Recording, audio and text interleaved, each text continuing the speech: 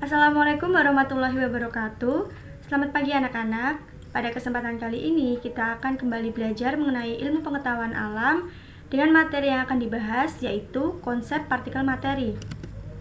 Pada materi ini didasarkan pada KD 3.8 dan 4.8 kelas 9 SMP, di mana KD 3.8 berisi tentang menghubungkan konsep partikel materi berupa atom, ion, dan molekul, struktur zat sederhana dengan sifat bahan yang digunakan dalam kehidupan sehari-hari, serta dampak penggunaannya terhadap kesehatan manusia.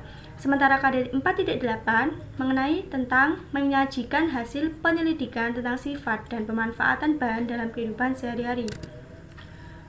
Sebelum kita menginjak lebih jauh, ada beberapa tujuan pembelajaran yang Ibu tekankan pada materi hari ini, di mana anak-anak bisa membaca sendiri pada slide layar kalian.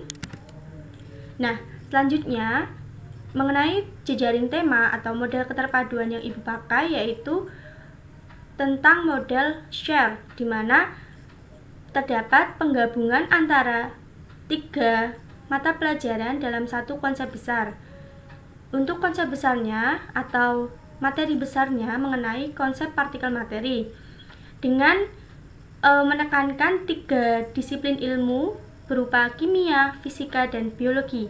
Untuk kimia sendiri meliputi atom dan partikel penyusunnya, kemudian ikatan kimia serta struktur atom dan sistem periodik unsur. Untuk fisika terdapat partikel penyusun benda dan makhluk hidup, mekanika kuantum, serta materi dan perubahan zat. Kemudian untuk biologi sendiri terdapat karakteristik dan sifat suatu zat atau bahan.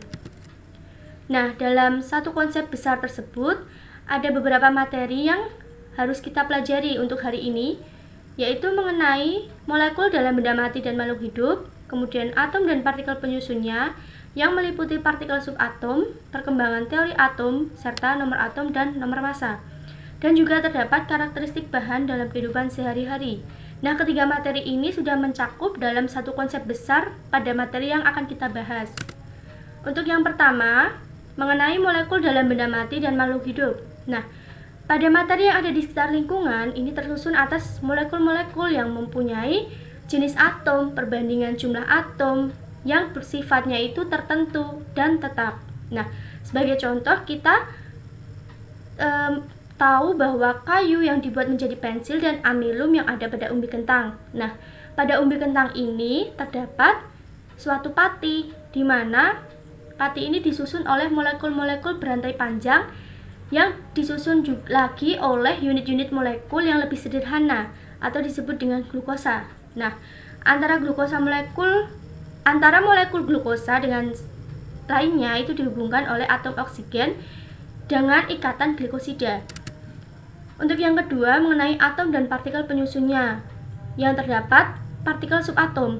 Nah, seperti yang kita tahu bahwa suatu atom terdiri dari 3 penyusunnya, yaitu proton yang bermuatan positif, elektron bermuatan negatif, serta neutron yang bermuatan netral.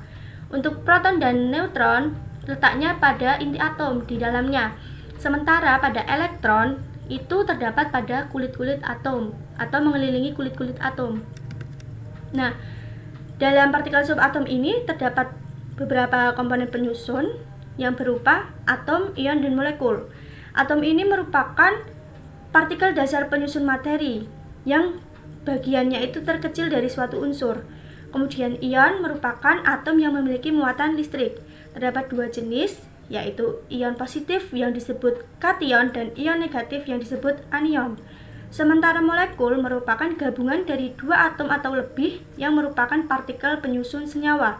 Nah, molekul dibagi menjadi 3 macam, yaitu molekul unsur, molekul senyawa, dan molekul dalam kehidupan sehari-hari. Kemudian juga terdapat perkembangan teori atom. Nah, atom ini terdapat beberapa perkembangan teori dari tahun ke tahun.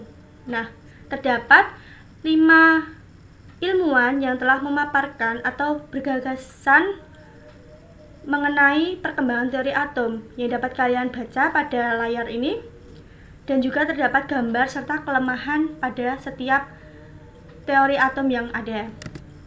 Nah, selanjutnya juga terdapat nomor atom dan nomor massa. Hubungannya apa, Bu? Hubungan dari nomor atom dan massa ini? Hubungannya yaitu ketika kita sudah mengetahui nomor atom dan nomor masanya, maka kita selanjutnya dapat mencari atau dapat mengetahui berapakah protonnya, berapakah elektron, serta berapakah jumlah dari neutron suatu atom. Nah, yang terakhir anak-anak mengenai karakteristik bahan dalam kehidupan sehari-hari. Hal yang menyebabkan suatu zat atau bahan memiliki sifat berbeda-beda adalah adanya struktur atom atau molekulnya, di mana suatu materi penyusun zat yang berbeda disertai adanya jenis zat yang terkandung pada setiap benda dengan porsi yang berbeda juga.